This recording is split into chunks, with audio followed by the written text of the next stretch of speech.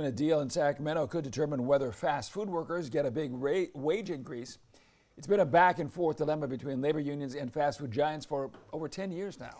Yeah, Fox 26 News reporter Myra Franco fills us in on how it will help some, but could wind up costing you as a consumer. Myra? That's right, Liz and Monty. If the proposal bill is passed and signed off by Governor Newsom, about 500,000 fast food workers will have a starting minimum wage of $20 an hour by next year. After an intense debate between labor unions and fast food giants, Assembly Bill 1228 is on the fast track after both parties agreed on a last-minute deal. Labor unions had been planning a ballot measure asking voters to regulate the fast food industry. The fast food industry was fighting off a new law that would have created a fast food council. Instead, they've all dropped the push in exchange for this, hiking fast food workers' wages to $20 for those at chains with 60 locations nationwide, and convening a 9-member fast food council which would have the power to increase wages. The council would have representatives from both labor and the restaurant industry.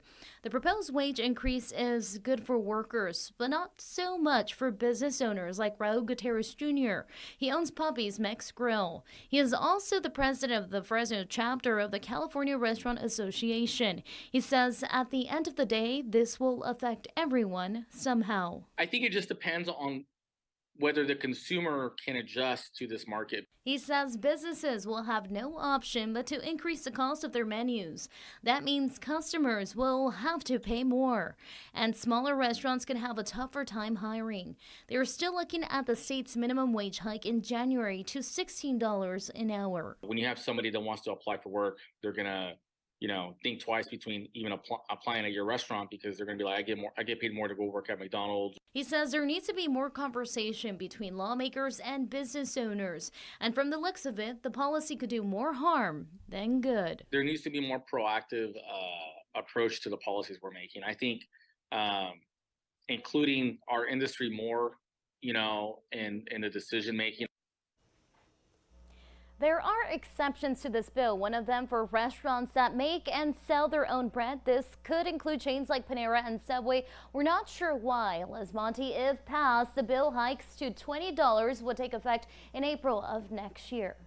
It was a really big deal last year when that bill was circulating to begin with, to create that council that would create the wages. All right, thanks so much, Myra. Now, some cities have actually taken it upon themselves to raise the minimum wage, forcing some companies to already pay more. For example, West Hollywood's minimum wage is already $19 an hour.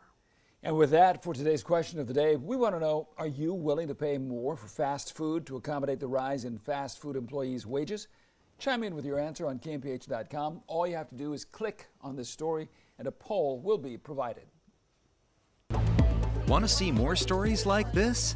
Watch Great Day weekday mornings from 5 to 10 and Fox 26 News at 10.